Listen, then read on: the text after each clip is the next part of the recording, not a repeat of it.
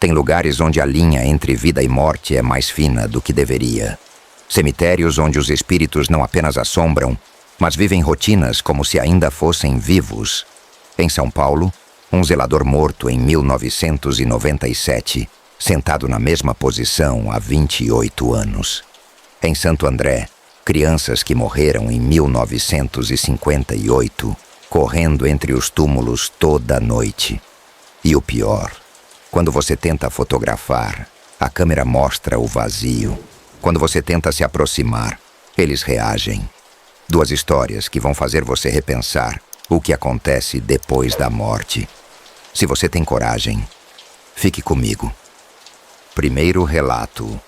O velho estava na mesma posição de sempre quando passei na frente do cemitério São João Batista às 6:30 da manhã, sentado num banquinho de madeira do lado de fora do portão principal, com aquele chapéu de palha cobrindo metade do rosto.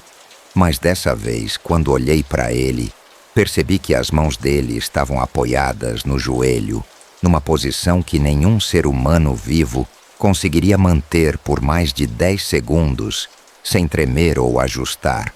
Uma posição rígida demais, perfeitamente imóvel, como se fosse uma estátua de cera ou um manequim vestido com roupas velhas. Parei o carro ali mesmo, na rua vazia. Ainda era cedo e não tinha movimento nenhum. E fiquei observando ele por uns 3 minutos completos, marcados no relógio do painel. E ele não se mexeu nenhuma única vez, nem para respirar, nem para coçar, nem aquele movimento involuntário que todo mundo faz de vez em quando. Absolutamente nada. Só aquela imobilidade total que fez meu estômago revirar, porque eu sabia que tinha algo muito errado ali.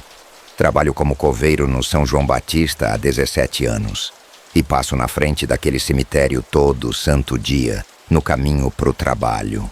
Sempre pela Rua Cardoso de Almeida, ali na altura do número 2400, onde fica o portão dos fundos que a gente usa para entrar com os equipamentos. E nos últimos 8 meses, aquele velho estava sempre ali sentado no mesmo banquinho, toda vez que eu passava. De manhã cedo, quando eu ia trabalhar, e no final da tarde, quando eu voltava para casa. No começo achei que ele era algum morador de rua que tinha escolhido aquele ponto específico para ficar. Ou talvez algum velhinho meio confuso que passava o dia ali esperando algum parente que nunca vinha buscar.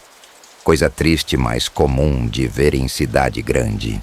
Mas aí na segunda semana de junho, uma terça-feira, cheguei pro turno às 7 da manhã e comentei com o seu Valdir, que é o zelador mais antigo do cemitério, sobre aquele velho que ficava sentado do lado de fora o dia inteiro. E o Valdir franziu a testa e disse que não tinha velho nenhum ali, que ele chegava todo dia às 5:30 para abrir o portão principal e nunca tinha visto ninguém sentado do lado de fora. Pensei que ele estava brincando ou que simplesmente não prestava atenção, mas quando insisti e descrevi o velho em detalhes, o chapéu de palha surrado, a camisa xadrez desbotada, a calça marrom, com remendos nos joelhos, o Valdir ficou pálido e disse que eu parasse de falar besteira, porque não tinha graça nenhuma fazer brincadeira com essas coisas. Fiquei intrigado com a reação dele então no dia seguinte, quarta-feira, quando passei de carro pela frente às 6:30 e vi o velho ali de novo na mesma posição. Estacionei o carro, saí, peguei o celular e tirei uma foto dele de longe, uns 15 metros de distância para ele não perceber e não se incomodar. O velho não reagiu, continuou sentado imóvel, olhando para baixo com o chapéu cobrindo a maior parte do rosto.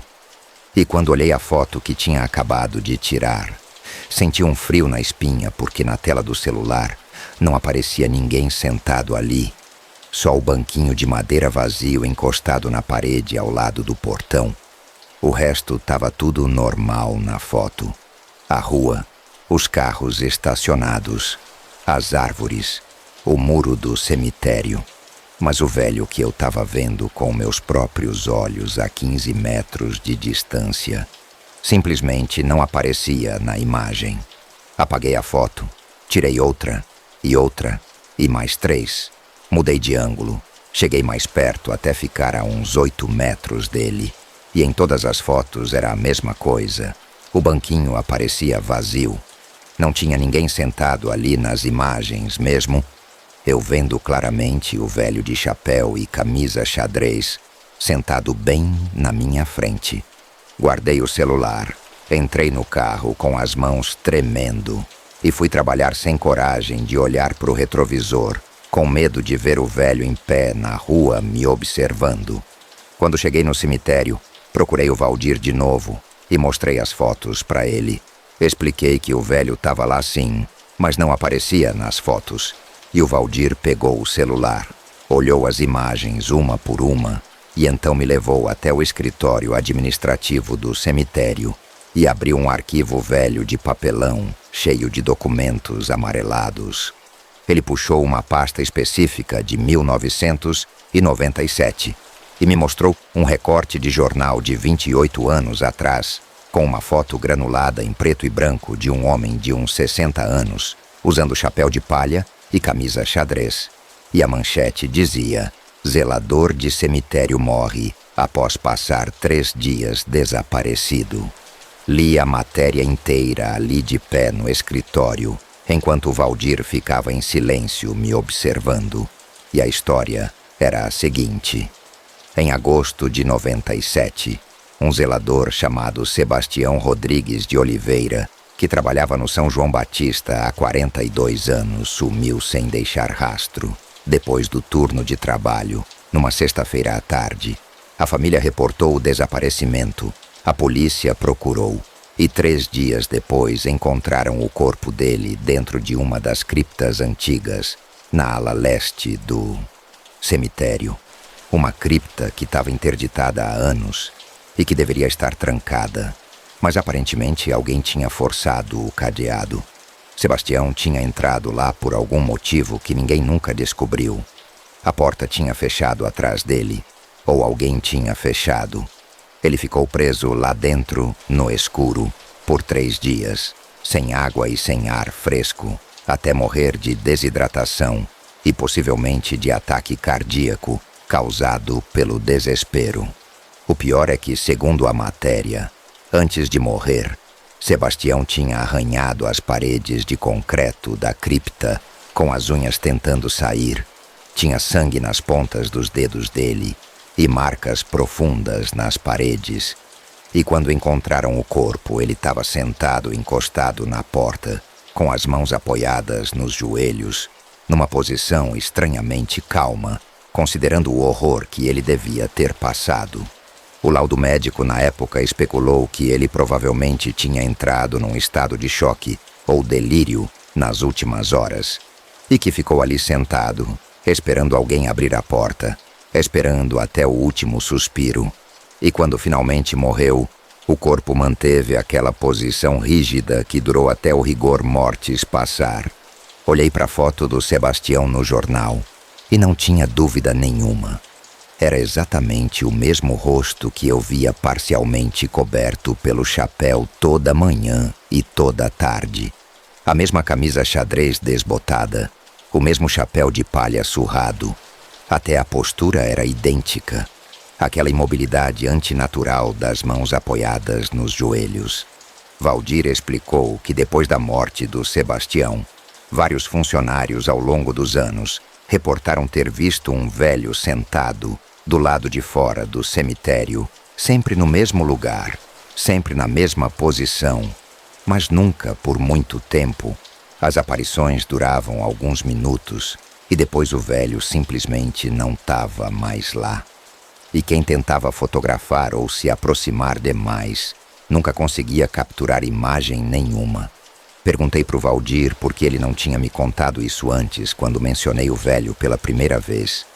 E ele disse que a direção do cemitério tinha orientação de não falar sobre essas coisas com os funcionários novos, porque causava pânico desnecessário. E muita gente pedia demissão. Então a política era deixar cada um descobrir por conta própria e só confirmar quando a pessoa viesse procurar respostas. Saí do escritório me sentindo traído e assustado ao mesmo tempo, mas principalmente intrigado, porque se o Sebastião morreu preso dentro de uma cripta, porque o espírito dele ficava sentado do lado de fora do cemitério, em vez de assombrar o lugar onde morreu. Valdir disse que ninguém sabia ao certo, mas a teoria mais aceita entre os funcionários antigos era que o Sebastião tinha passado a vida inteira trabalhando ali dentro do cemitério, cuidando dos mortos, 42 anos entrando e saindo, todo dia. E que quando finalmente morreu de forma tão horrível dentro daquele lugar, a última coisa que ele queria era ficar preso lá dentro para sempre. Então, o espírito dele escolheu o ponto mais próximo da liberdade que conseguiu encontrar, do lado de fora do portão, sentado naquele banquinho velho que ele costumava usar para descansar nos intervalos quando era vivo, esperando eternamente por alguém que o liberte de vez. Durante as 3 semanas seguintes, continuei vendo o velho toda vez que passava, de manhã e de tarde, sempre na mesma posição, sempre imóvel, e desenvolvi um hábito meio mórbido de acenar discretamente para ele quando passava de carro, como se fosse um conhecido, uma forma estranha de respeitar aquela presença que claramente não queria fazer mal para ninguém. Só queria existir ali naquele pedacinho de calçada, entre o mundo dos vivos e o mundo dos mortos. Alguns dias ele estava lá, outros dias não. Não tinha padrão específico, era aleatório, mas quando estava lá era sempre exatamente igual. A mesma roupa, o mesmo chapéu, a mesma posição impossível das mãos.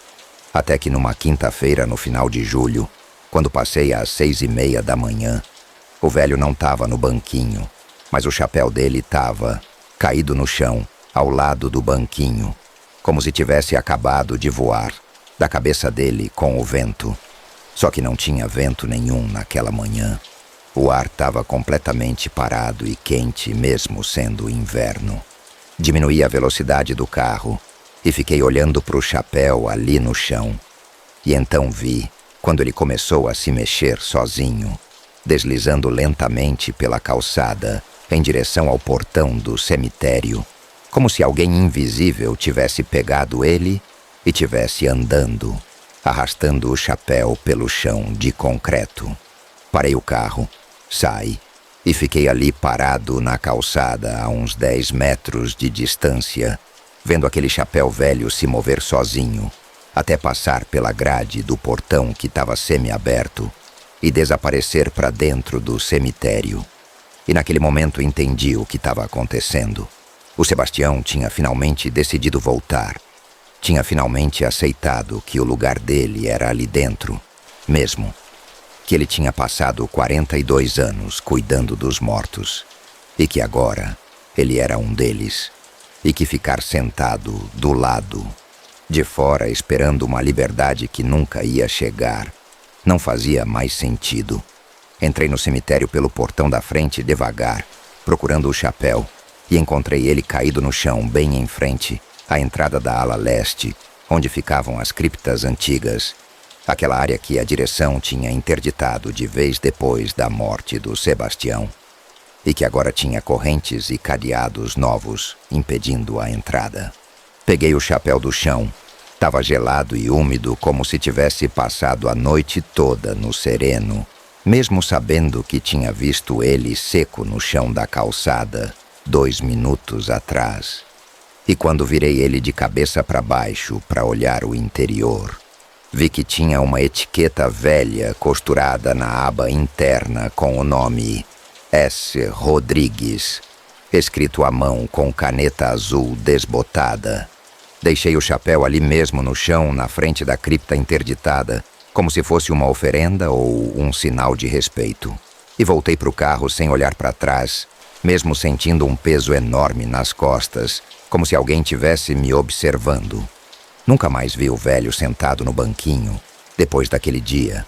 O banquinho continua lá encostado na parede do lado de fora, mas sempre vazio agora. E às vezes, quando passo de manhã cedo, eu ainda olho para lá meio que esperando ver ele de novo. Mas nunca tá. Valdir disse que provavelmente o Sebastião finalmente fez as pazes com o que aconteceu e encontrou descanso. Mas eu não tenho tanta certeza disso, porque tem vezes que quando tô trabalhando lá dentro do cemitério na ala leste, bem longe das criptas interditadas, eu ouço um som de alguém arranhando concreto. Um som agudo e persistente, como unhas raspando em parede. E sempre vem da direção daquela área fechada onde o Sebastião morreu. E toda vez que ouço isso, eu paro o que tô fazendo. Faço o sinal da cruz, mesmo não sendo muito religioso, e sussurro: descanse em paz, seu Sebastião.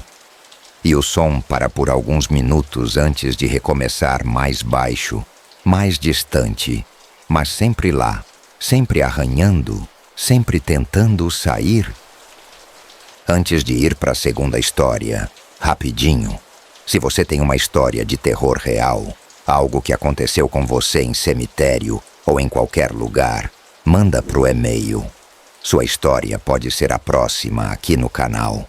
E agora prepara o psicológico, porque a segunda história é mais intensa ainda. Segundo relato. A criança apareceu correndo entre os túmulos pela primeira vez numa terça-feira, às 9h40 da noite, quando eu estava fechando o cemitério municipal de Santo André e fazendo a última ronda de verificação antes de trancar os portões.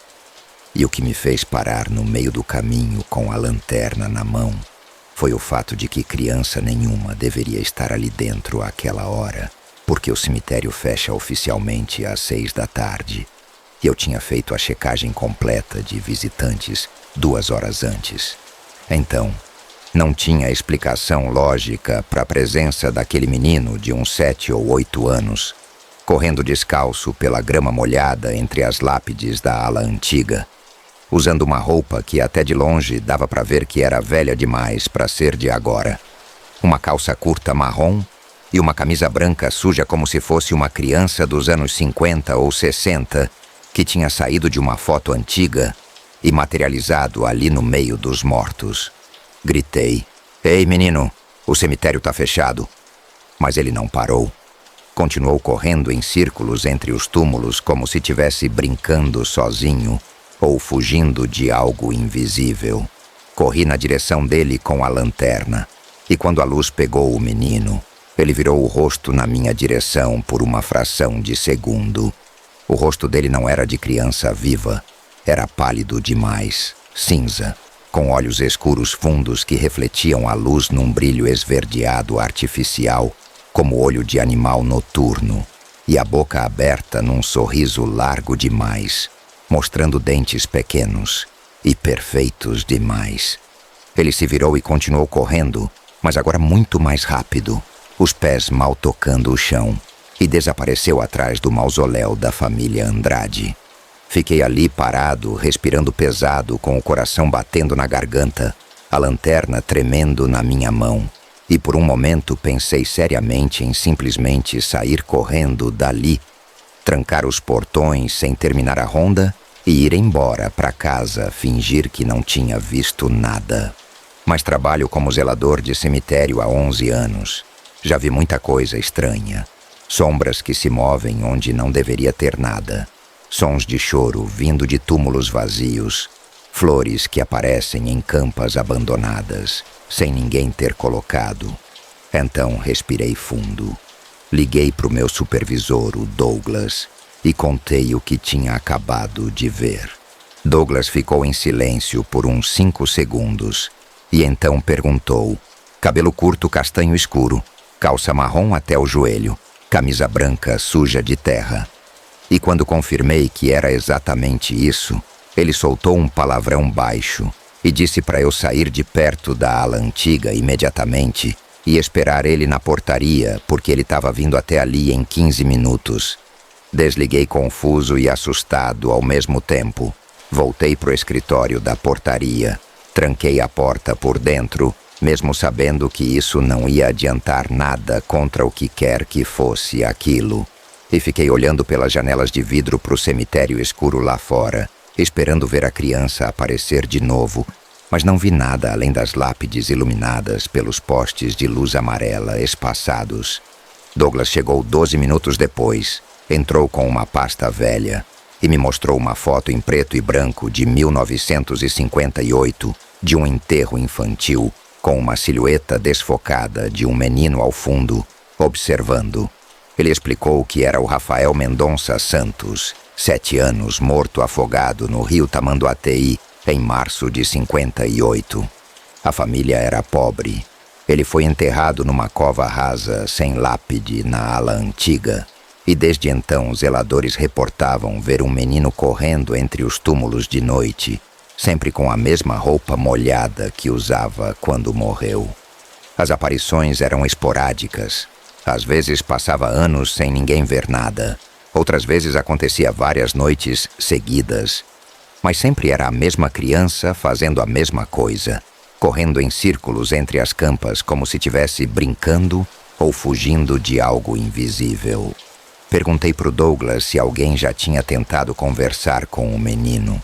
E ele disse que sim, vários haviam tentado. Mas toda vez que alguém chegava muito perto, o menino desaparecia instantaneamente. E em pelo menos 3 casos documentados, pessoas que tentaram seguir ele acabaram se machucando seriamente. Douglas fechou a pasta e disse que a orientação era simples.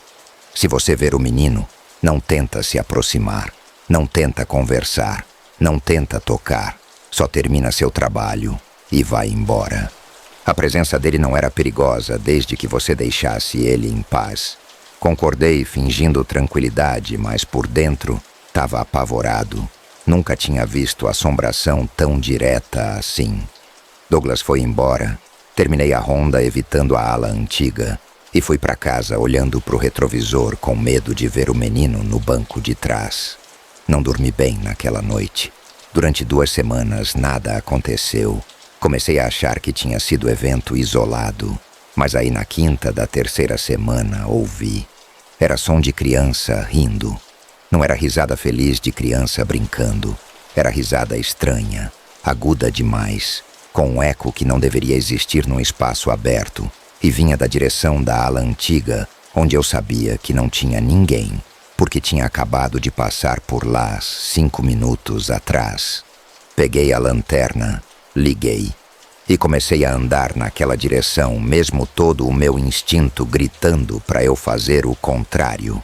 E quanto mais eu me aproximava, mais clara ficava a risada. Não era só uma criança, eram várias, 3 ou 4 vozes diferentes, se misturando numa cacofonia perturbadora de risadas infantis, ecoando entre as lápides. Quando cheguei na ala antiga e iluminei com a lanterna forte, vi o menino, o Rafael, mas ele não estava sozinho dessa vez. Tinha mais 3 crianças com ele, todas com roupas velhas e sujas, todas pálidas com aqueles olhos fundos e brilhantes, e elas estavam correndo em círculo ao redor de um túmulo específico no centro da ala. Um túmulo grande e antigo de uma família que eu não conhecia. E enquanto corriam, elas riam sem parar. Aquele som agudo e artificial que me fazia a pele arrepiar e o estômago revirar. Fiquei paralisado observando aquilo sem conseguir me mover.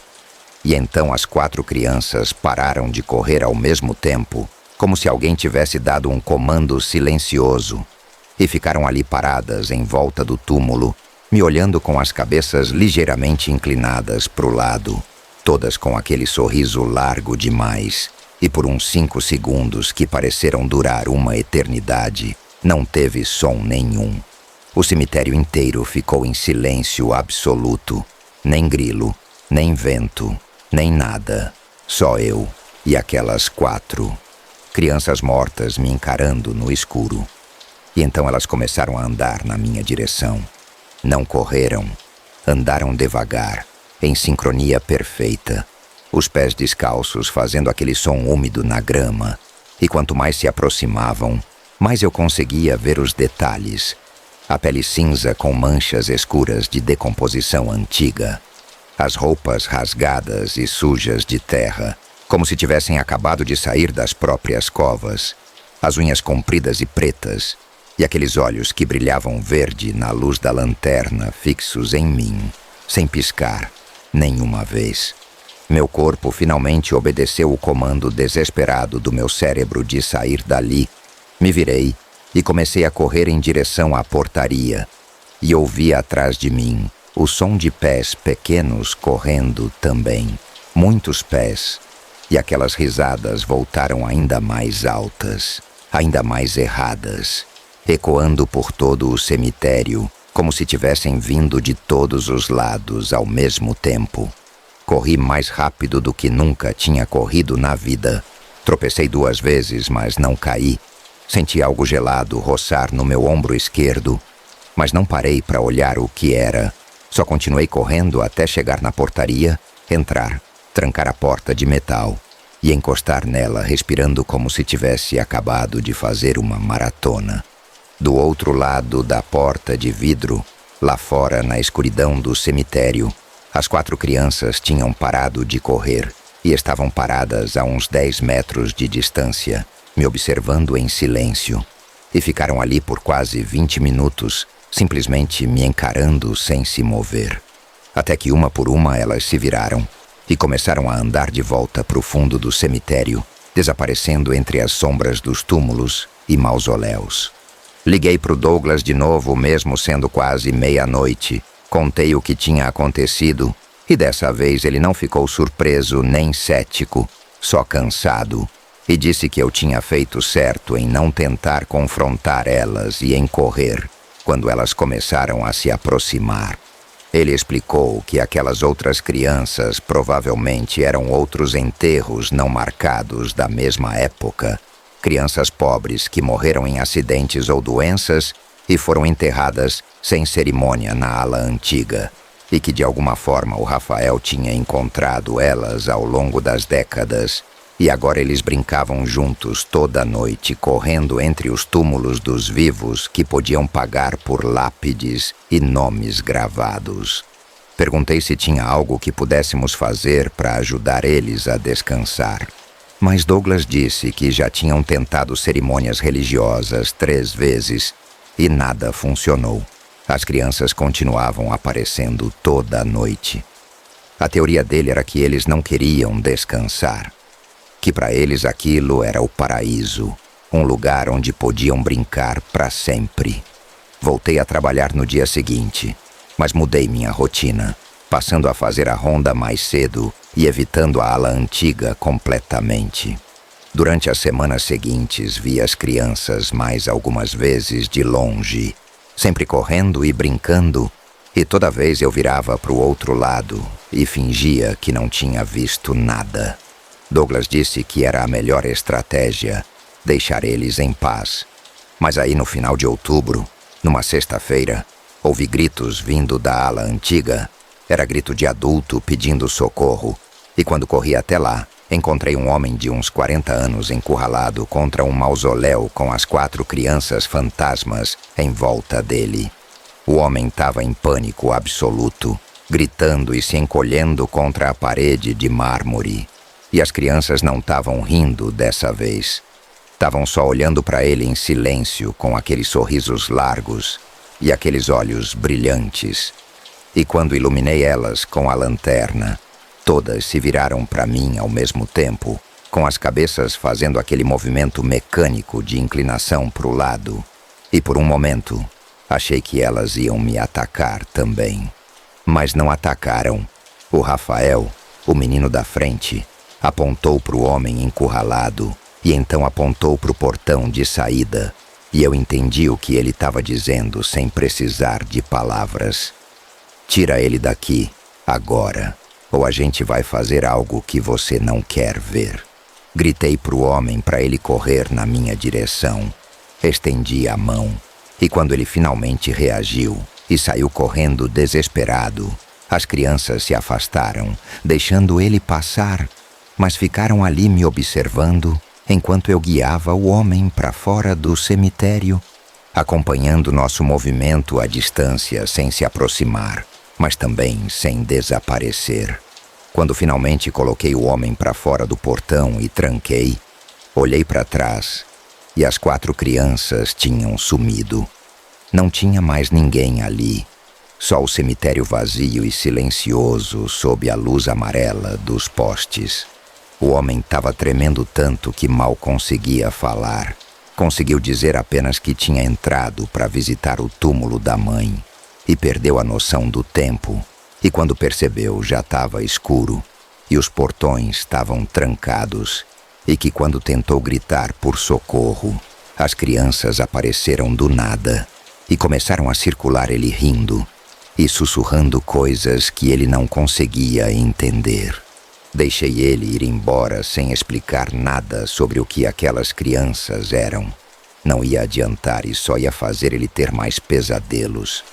E quando voltei para a portaria para pegar minhas coisas e ir embora, finalmente, encontrei algo no chão na frente da porta que não estava ali antes. Era um sapato infantil velho, de couro marrom gasto, do tamanho que usaria uma criança de 7 ou 8 anos.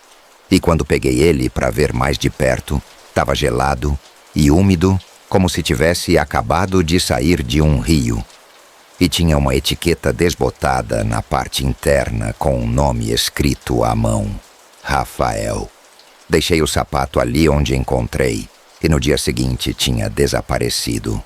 Pedi transferência na semana seguinte. A administração aceitou sem perguntas. E hoje trabalho num cemitério particular pequeno em São Caetano. Mas ainda acordo suando frio depois de sonhar com aquelas crianças correndo e rindo. E toda vez que vejo criança correndo, eu fico observando os pés dela sem querer, checando se tá usando sapatos ou se tá descalça, checando se os olhos brilham normal. E às vezes me pergunto se elas ainda estão lá correndo entre os túmulos toda noite, ou se um dia vão se cansar e decidir sair do cemitério para procurar outras crianças para brincar. Crianças que ainda estão vivas. E aí, assombrosos, valeu a pena ou valeu a pena? Se sim, deixa aquele like maroto, se inscreve no canal se ainda não é inscrito, ativa as notificações e me conta de qual cidade você está assistindo. E você, já visitou algum desses cemitérios? Sentiu algo estranho? Vamos conversar ali nos comentários. Um abraço e até o próximo vídeo. Se você tiver coragem.